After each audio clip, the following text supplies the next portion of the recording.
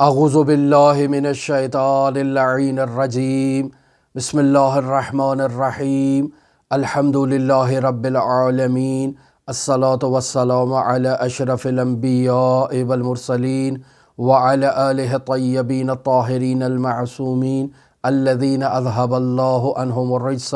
وطہرہم تطہیرا اللہم صل علی محمد وآل محمد وعجل فرج قائم آل محمد۔ عزیزان محترم، کتاب وسائل الشیعہ ابواب جہاد بالنفس چوتھا باب، اور اس چوتھے باب کی 16ویں حدیث کے ساتھ ہم آپ کی خدمت میں حاضر ہوئے ہیں۔ بیان ہوا یہ اخلاقی روایات ہیں، ان روایات کو ہر روز پڑھنا چاہیے، ان روایات پر عمل کرنا چاہیے، ان کے معانی پر اور مطالب پر غور و خوض کرنا چاہیے، یہ ہماری اور آپ کی ذمہ داری ہے۔ حضرات اہل بیت علیہم الصلاۃ والسلام سے ایسے بے بہا قیمتی درر ہمارے لیے نقل ہوئے ہیں تاکہ ہم ان پر توجہ کریں، غور کریں، ان پر عمل کریں اور کمال حاصل کریں۔ لہٰذا عزیزان محترم، ان روایات کو آپ کی خدمت میں بیان کیا جا رہا ہے تاکہ یہ ایک ہمارے لیے توجہ کا محور بنے، خود بندہ حقیر کے لیے بھی، اور پھر آپ حضرات جو ہماری اس گفتگو کو سماعت کر رہے ہیں اور سن رہے ہیں، آپ لوگوں کے لیے بھی یہ ایک توجہ کا محور اور مرکز بنے، ہمارے وجود کو جھنجھوڑنے کا باعث بنے۔ ہم اپنے وجود میں موجود خامیوں کو تلاش کریں، ہم اپنے وجود میں موجود ان صلاحیتوں کو دیکھیں جو موجود ہیں، پہلے سے پائی جاتی ہیں، ان میں اگر کوئی کمی ہے تو اس کو مزید نکھارنے کی کوشش کریں۔ پس جہاد بالنفس کا مطلب یہی ہے کہ انسان جد و جہد کرے، انسان کوشش کرے، اپنے نفس کی اصلاح کرے، اپنے نفس کو کمال کی منازل سے ہمکنار کرے اور اعلیٰ مرتبے پر فائز ہو۔ آج جس حدیث کو آپ کی خدمت میں نقل کرنا چاہتا ہوں وہ 16ویں حدیث ہے امام جعفر صادق علیہ آلاف و تحیت و ثنا سے، اور امام جعفر صادق یہاں اس حدیث میں حضرت سید الاوصیاء امیر المؤمنین علی ابن ابی طالب اور ان کے جانشینوں کے شیعوں کی خصوصیات کو بیان کر رہے ہیں کہ ایک شیعہ کی کیا خصوصیات ہیں۔ ہمارے اندر یہ خصوصیات موجود نہیں ہیں، لہٰذا ہمیں یہ چاہیے کہ ان خصوصیات پر عمل کرنے کی کوشش کریں، یعنی اپنے وجود کو ان خصوصیات سے مزین اور آراستہ کرنے کی کوشش کریں۔ جس قدر ہم ان خصوصیات سے خود کو آراستہ کریں گے، امیر المؤمنین علی ابن ابی طالب علیہ آلاف و تحیت و ثنا کے شیعہ ہونے کا حق ادا کریں گے۔ لہٰذا عن ابی عبداللہ علیہ السلام، حضرت امام جعفر صادق علیہ آلاف و تحیت و ثنا ارشاد فرماتے ہیں، ان شیعۃ علی کانوا خمس البطون،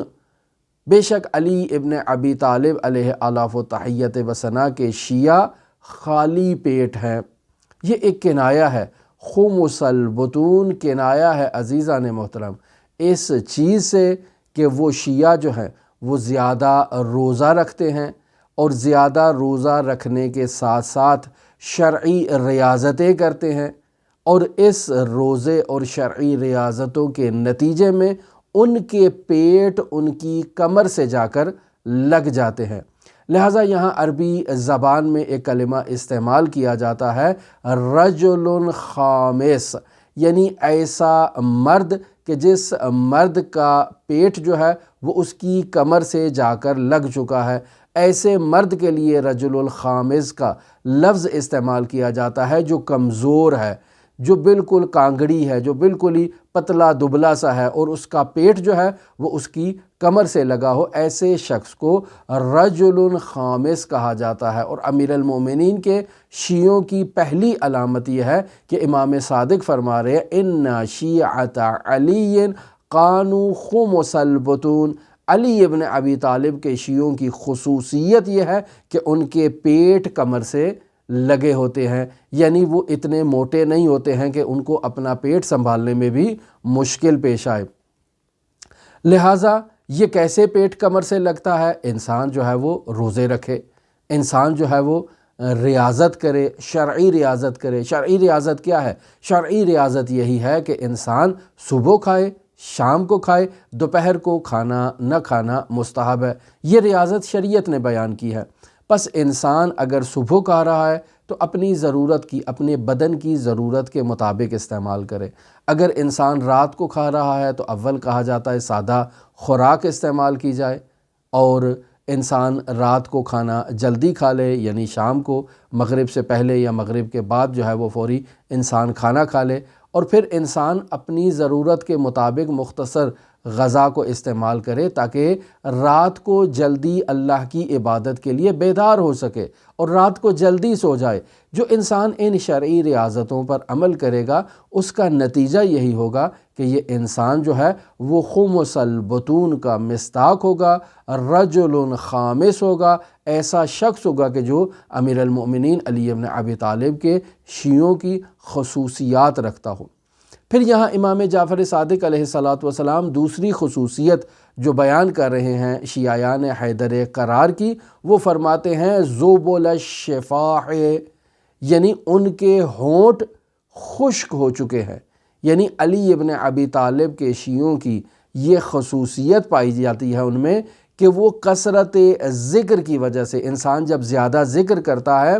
تو اسے پیاس لگتی ہے، اور اس پیاس کے نتیجے میں اس کے ہونٹ خشک ہو جاتے ہیں، پھٹنا شروع کر جاتے ہیں۔ تو علی ابن ابی طالب کے شیعوں کی یہ خصوصیت ہے کہ وہ ذوبل الشفاح، یعنی ان کے ہونٹ خشک ہو جاتے ہیں اللہ کا ذکر کرنے سے اور اللہ کا نام لینے سے اور اللہ کے اسماء حسنہ کا تکرار کرنے سے، ورد کرنے سے ان کے ہونٹ خشک ہو چکے ہوتے ہیں، اور بسا اوقات جب ہونٹ خشک ہوتے ہیں تو پھٹنا شروع ہو جاتے ہیں۔ تو عزیزان محترم، یہ امیر المؤمنین علی ابن ابی طالب علیہ آلاف و تحیت و ثنا کے شیعوں کی خصوصیات بیان کی جا رہی ہیں۔ ہم اپنے گریبان میں جھانک کر دیکھیں، کیا یہ خصوصیات میرے وجود میں پائی جاتی ہیں، یا آپ خود اپنا جو ہے وہ محاسبہ کریں کہ کیا ہمارے اندر یہ خصوصیت ہے۔ تو یقینی بات ہے عزیزان محترم، یہ دو خصوصیات ہمارے وجود میں نہیں پائی جاتی ہیں۔ تو پس کیا کرنا چاہیے؟ یہاں ہمارا وظیفہ کیا ہے؟ ہمارا وظیفہ یہی ہے کہ جو اس روایت میں بیان کیا ہے، یہ دو علامتیں ہمارے لیے بیان کر دی گئی ہیں، ہمیں یہ چاہیے کہ ان پر عمل کرنے کی کوشش کریں۔ ہم صرف رمضان المبارک میں روزے نہ رکھیں، بلکہ رمضان المبارک کے علاوہ جو مہینے ہیں ان میں بھی مستحب روزے بیان کیے گئے ہیں۔ یوم الدہر جو آپ کی خدمت میں بیان کیا کہ ہر قمری مہینے کی پہلی جمعرات کو، آخری جمعرات کو اور وسط میں جو بدھ کا دن آتا ہے، یہ صوم الدہر کے عنوان سے بیان کیا گیا ہے کہ جو ہر مؤمن کے لیے ضروری ہے کہ رسول خدا کی اس سیرت پر عمل کرے۔ پھر اس کے علاوہ جو مستحب روزے ہیں، انسان کو چاہیے کہ ان پر بھی عمل کرے، ان دنوں میں بھی روزہ رکھے کہ جہاں بیان کیا جاتا ہے کہ اس دن کا اگر روزہ رکھیں گے تو یہ صوم الدہر کے عنوان سے بیان کیا جاتا ہے۔ تو عزیزان محترم، ہم ان چیزوں پر عمل نہیں کرتے ہیں، ہم شرعی ریاضتوں پر عمل نہیں کرتے ہیں، اپنی خوراک کو کنٹرول نہیں کرتے ہیں۔ اور ہم نے آداب المتعلمین میں تفصیل سے اس موضوع پر گفتگو کی ہے کہ اگر انسان چاہتا ہے شب زندہ دار ہو، اگر انسان چاہتا ہے تہجد گزار ہو، تو اسے کیا کرنا چاہیے؟ اسے اپنی خوراک پر کنٹرول کرنا چاہیے، اسے رات کا کھانا اپنی ضرورت کے مطابق مختصر کھانا چاہیے، مرغن غذا استعمال نہیں کرنی چاہیے۔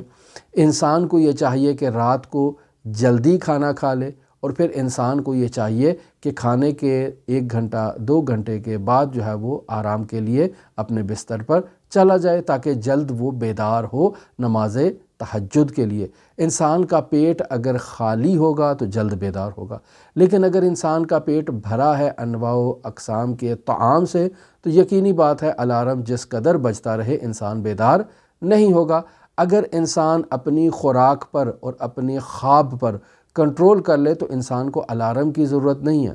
اگر انسان اپنے وجود کو خدا کے سپرد کر دے اور پھر خدا سے یہ تقاضا کرے کہ مجھے فلاں وقت میں بیدار کر دے تو یقیناً انسان کو ایک فرشتہ بیدار کرے گا۔ انسان کو الارم کی ضرورت نہیں ہے، کسی گھڑی کی ضرورت نہیں ہے، خود انسان بیدار ہوگا اور اللہ تبارک و تعالیٰ کا ذکر کرے گا۔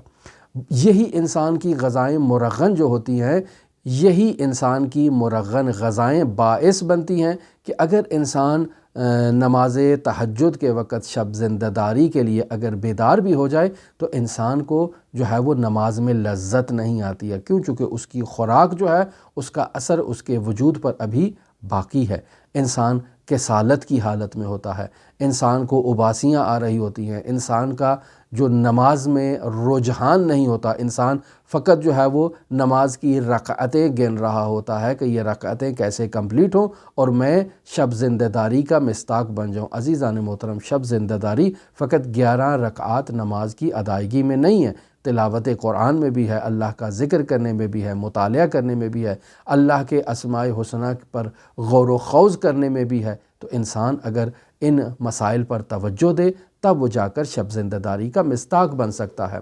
تب وہ اس نورانی جملے پر اس کا مصداق بن سکتا ہے کہ جسے رجل خامس کہا گیا ہے، کہ ایسا مرد جس کا پیٹ جو ہے وہ اس کی کمر سے لگا ہو۔ اور اگر انسان اپنے 24 گھنٹے کے اوقات میں جب وہ بیدار ہوتا ہے اور وہ اللہ کے ذکر سے اپنی زبان کو مزین کرتا ہے تو وہ ذوبل الشفاہ کا مصداق بن جاتا ہے۔ عزیزان محترم، لوگ پوچھتے ہیں کہ ہم کون سا ذکر کریں؟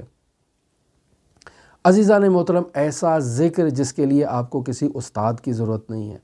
جس کے لیے آپ کو کسی مرشد کامل کے کہنے کی ضرورت نہیں ہے، وہ ذکر کون سا ہے؟ وہ ذکر ہے جو اللہ تبارک و تعالیٰ نے آپ کو دیا ہے۔ اللہ کہہ رہا ہے کہ ان اللہ و ملائکتہ یصلون علی النبی یا ایھا الذین آمنوا صلوا علیہ وسلموا تسلیما۔ اللہ جس ذکر کو انجام دے رہا ہے اور اللہ کے فرشتے جس ذکر کو انجام دے رہے ہیں وہ رسول خدا صلی اللہ علیہ وآلہ وسلم اور ان کی آل پر درود ہے۔ اللہم صل علی محمد و آل محمد، یہ بہترین ذکر ہے۔ عزیزان محترم،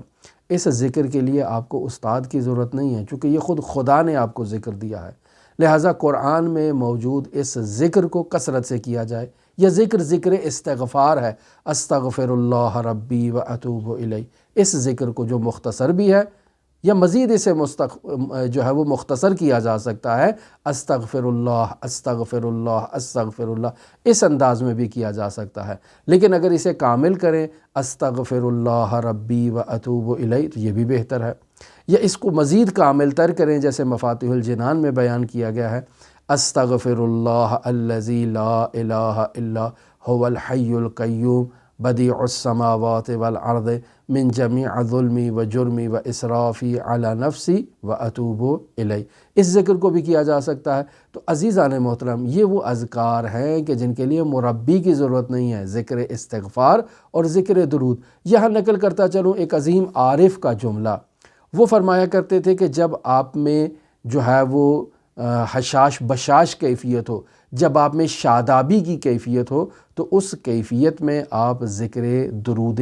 شریف کی قرأت کیا کریں، یعنی جب آپ خوشحال ہیں، جب آپ مسرت کی کیفیت میں ہیں، جب آپ کے وجود میں ایک شادابی کی کیفیت ایجاد ہو چکی ہے تو اللہم صل علی محمد و آل محمد اس کو اپنی زبان کا ورد بنا لیں۔ اور جب آپ محزون ہیں، آپ میں حزن کی کیفیت ہے تو اس وقت آپ استغفر اللہ ربی و اتوب الیہ اس ذکر کو اپنا ورد بنا لیں۔ تو عزیزان محترم، خود ذکر جو ہے، ذکر استغفار یا ذکر صلوات، یہ قرآنی اذکار ہیں، ان کے لیے استاد کی ضرورت نہیں ہے۔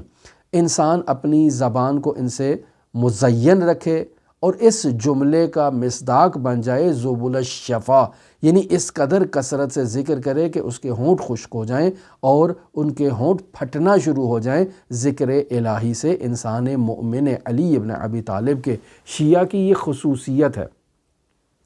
پھر امام جعفر صادق علیہ السلام جس خصوصیت کو بیان کر رہے ہیں، فرما رہے ہیں کہ اہل رأفت و علم و حلم، علی ابن ابی طالب علیہ آلاف و تحیت و ثنا کی شیعوں کی یہ خصوصیت ہے کہ وہ اہل رافت ہوتے ہیں، ملائم ہوتے ہیں، نرم مزاج ہوتے ہیں، دھیمے مزاج ہوتے ہیں، حلیم الطبع بردبار ہوتے ہیں علی ابن ابی طالب کے شیعہ، اور علم یعنی ان میں علم کی خصوصیت پائی جاتی ہے، یعنی وہ علم کی جستجو میں ہمیشہ اپنا وقت لگاتے ہیں کہ کہیں نہ کہیں سے انہیں علم مل جائے۔ حضرات آل محمد علیہ السلام کے علم کے خزانے بے پناہ ہیں جو کتابوں میں قال الصادق و قال الباقر کے انداز میں نقل ہوئے ہیں۔ عزیزان محترم، اس قدر روایات ہیں، اس قدر نورانی علوم ہیں اور اس قدر علماء کے استنباطات ہیں جو ان روایات سے انہوں نے استخراج کیے ہیں، اور ہم ان سے غافل ہیں۔ تو عزیزان محترم، شیعہ علی ابن ابی طالب کی یہ خصوصیت ہے کہ وہ اہل علم ہوتا ہے، یعنی عالم ہوتا ہے اور متعلم ہوتا ہے۔ لہٰذا روایات میں بیان کیا گیا ہے کہ انسان کو یہ دو عناوین کا اور ان دو ٹائٹلوں کا حامل ہونا چاہیے، یا عالم ہونا چاہیے یا متعلم ہونا چاہیے۔ عالم ہو، متعلم ہو، یا ان دونوں سے پھر محبت کرنے والا انسان کو ہونا چاہیے۔ اگر انسان چاہتا ہے شیعہ علی بنے تو انسان کو اپنے مزاج میں نرمی لانی ہے، انسان کو اہل رافت ہونا ہے، انسان کو اپنے مزاج میں تحمل مزاجی اور بردباری کو لانا ہے، انسان کو علم دوستی کو اپنے مزاج میں باقاعدہ جگہ دینی ہے تاکہ علی ابن ابی طالب کا شیعہ بننے کے اور کہلانے کے لائق ہو سکے۔ پھر امام جعفر صادق علیہ السلام یہاں شیعہ امیر المؤمنین علی ابن ابی طالب کی جو خصوصیت بیان فرما رہے ہیں، فرماتے ہیں یعرفون بالرہبانیت، یعنی وہ معاشرے میں رہبانیت کے ٹائٹل کے ساتھ جو ہے وہ پہچانے جائیں گے۔ رہبانیت یہ ہے کہ انسان جو ہے وہ بیابانوں میں چلا جائے، پہاڑوں پر چلا جائے، یعنی دنیا سے قطع ہو جائے، منقطع ہو جائے۔ یہ وہ رہبانیت ہے کہ جو مسیحیت میں ہے، اور اسلام اس چیز کی اجازت نہیں دیتا ہے کہ انسان دنیا کو چھوڑ کر گرجا گھر کو انتخاب کر لے اور اپنی زندگی کو حضرت مسیح کی خدمت کے لیے وقف کر دے اور معاشرے سے اس کا کوئی تعلق نہ ہو، بالکل کٹ آف ہو جائے۔ تو عزیزان محترم، اسلام اس چیز کی اجازت نہیں دیتا ہے۔ اسلام کہتا ہے کہ معاشرے میں رہو اور معاشرے کے ساتھ مساجد کو بھی آباد کرو۔ پس دنیا اور دنیاوی مقامات اور دنیاوی لذائذ سے ایک مومن جو ہے وہ اپنی ضرورت ایمانی کے مطابق استعمال کرتا ہے، استفادہ کرتا ہے، اور باقی ان سے دوری اختیار کرتا ہے۔ انسان کو اگر ایک ٹائم کھانا کھانے کی ضرورت ہے تو ایک ٹائم کھائے گا، دو ٹائم کھانا کھانے کی ضرورت ہے تو دو ٹائم کھائے گا۔ انسان شکم پرست نہیں ہوگا، طعام پرست نہیں ہوگا، انسان دنیاوی مقامات کا لالچی نہیں ہوگا کہ اس کو یہ دنیاوی مقامات ملیں، بلکہ انسان اپنا زیادہ وقت جو ہے وہ عبادت الہی میں گزارنے کے لیے مساجد میں جائے گا۔ پس انسان دنیا کو بھی آباد کیے ہوئے ہے، دنیاوی معاملات، خاندانی معاملات، معاشرتی معاملات، ان چیزوں کو بھی انجام دے رہا ہے، اور اس کے علاوہ اپنا زیادہ وقت جو ہے وہ مساجد کو آباد کرنے میں گزار رہا ہے۔ ایسا انسان جو عفیف النفس ہو، یعنی پاکیزہ انسان ہو، ایسا انسان ہو کہ جو عرفان میں، علم عرفان کے حصول میں کرامات اور کشفیات کے پیچھے نہیں ہے، اس کو یہ چیزیں نہیں چاہیے۔ کیوں؟ چونکہ یہ بھی دنیا کا مصداق ہے۔ اگر میرے وجود میں جو ہے وہ زیادہ کرامات آ جائیں یا زیادہ مکاشفے آنا شروع ہو جائیں تو نتیجہ کیا ہوگا کہ میرا بازار گرم ہو جائے گا۔ جیسے لوگ بعض کومنٹ کرتے ہیں تو بازار گرم ہو جائے گا، بازار گرم ہو جائے گا تو مجھے جو ہے نا وہ پیسے آنا شروع ہو جائیں گے۔ تو عزیزان محترم، نہیں، دنیا چمکانے کے لیے عرفان نہیں ہے، بلکہ اللہ کی معرفت، اللہ کی اطاعت اور اللہ کا قرب اور اللہ میں فنا، یہ ایک عارف کا جو ہے وہ ہدف ہونا چاہیے۔ تو ایسے میں امیر المؤمنین علی ابن ابی طالب کے شیعوں کی یہ خصوصیت ہے کہ یعرفون بالرہبانیت، کہ وہ معاشرے میں رہبانیت کے عنوان سے پہچانے جائیں گے۔ ان کا جب تذکرہ ہوگا تو کہا جائے گا کہ یار یہ تو انسان بہت عفیف النفس ہے، بہت پاکیزہ انسان ہے، بہت نرم اور دھیمے مزاج کا حامل انسان ہے، بہت اللہ کا عبادت گزار، پرہیزگار، متقی، باتقویٰ انسان ہے، لیکن اس کے ساتھ ساتھ جو ہے وہ دنیاوی معاملات بھی انجام دیتا ہے۔ یعنی مسجد میں جاتا ہے تو ساتھ ساتھ جو ہے وہ معاشرتی جو معاملات ہیں، لوگوں کی جو خدمت کے خلق کرنا ہے، ان کو بھی انجام دیتا ہے۔ پس یہ گویا کہ دنیاوی انسان نہیں ہے، دنیا دار انسان نہیں ہے، اس پر اہل دنیا کا ٹائٹل نہیں آتا ہے بلکہ اس پر اہل آخرت کا ٹائٹل آتا ہے۔ اب یہاں آخری خصوصیت جسے امام جعفر صادق علیہ السلام امیر المؤمنین کے شیعوں کی علامت کے طور پر بیان کر رہے ہیں، فرماتے ہیں فَأَعِينُوا عَلَى مَا أَنْتُمْ عَلَيْهِ بِالْوَرْعِ وَالْإِجْتِهَادِ، پس تم اپنے عقیدے میں پائیداری اور استقامت کے لیے ورع کا سہارا لو اور اجتہاد سے مدد لو۔ عزیزان محترم، ورع کسے کہتے ہیں؟ ورع کہتے ہیں انسان کے کیریکٹر کا درست ہونا، انسان کے کردار کا درست ہونا، یعنی انسان میں موجود جو رجحان پایا جاتا ہے انسان اس رجحان کو کنٹرول کر لیتا ہے۔ مثلا انسان کے وجود میں رجحان پایا جاتا ہے کہ میں فلاں جو ہے وہ ادارے کا سربراہ بن جاؤں، میں فلاں جو حکومت ہے اس میں منسٹر بن جاؤں، میں فلاں جگہ کا جو ہے وہ مسجد کا جو ہے وہ پیش نماز بن جاؤں، فلاں مدرسے کا میں رئیس اور سربراہ بن جاؤں۔ یہ انسانی خواہشات ہیں